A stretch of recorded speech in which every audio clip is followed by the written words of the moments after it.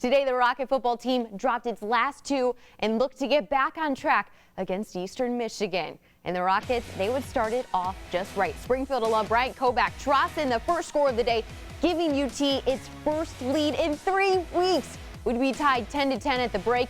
In the second, Rockets came out on a mission. Shaquille Seymour barrels across the plane, breaking the tie. He puts UT up 6. They go to the air on their next offensive possession. Eli Peters with a 19-yard strike to brace Mitchell. The Bowser grad extends Toledo's lead. Peters then after that hits Drew Rossi for the 2-point conversion, and UT's on a roll, up 24-10.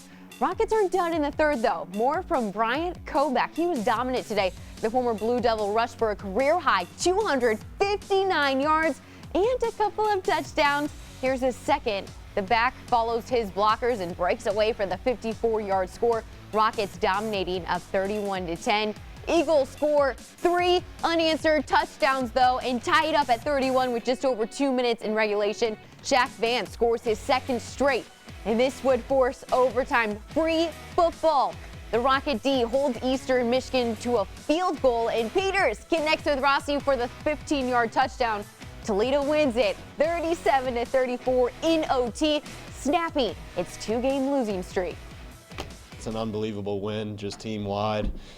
You know, if anybody who watched it knows, like, we went through up and downs the whole game, all the way to the end of the game, and the Rockets found a way. And you know, that's what we've been preaching all week, and really my whole career since I've been here is just overcome the adversity and play Toledo football, and we did that to the very last snap today, and I'm just so proud of my teammates. Oh, it's a big win for us, for sure. I mean, it's a big, just a big change in, you know, the vibe here and everything. Everyone was, you know, we know we're a good football team, and, you know, the last couple weeks may not have showed that, and I think this week, you know, it's a big win for us, and we're going to keep continuing to do what we do to keep picking up wins. After the last few weeks, we just needed to get out there, get our confidence back up, and really get back to having fun playing again and trusting each other, playing as one as a team. So, and that's who we are. That's our that's what we expect week in and week out. Yeah, really proud of our football team. You know, I think really a group of selfless people and a group of young guys coming together that really played really hard. You know, I thought lots of times through the course of that game they could have buried their head in the sand and faded, and they didn't. They kept fighting. Obviously a tough day with the elements and, you know, some sloppy play with ball security and some things like that, some things that we got to clean up. But, you know, the fight in our football team in a tough stretch here, and like I said, the guys that could have drifted away and really quit on each other, but they don't, and they just keep going and going and going. And I thought, you know, what a perfect storm. I mean, a rainy, cold, a day that, you know, there's not a lot of people in the stands. It's us and the band, and you know, just kind of how we want it, you know. And I think really a tough, gritty performance by a lot of guys individually. You know, Bryant has a tremendous game. He was 200 yards rushing in the second half. Really tough on the offensive line when you know what type of game you're getting yourself into, and you know you're going to have to run the football effectively.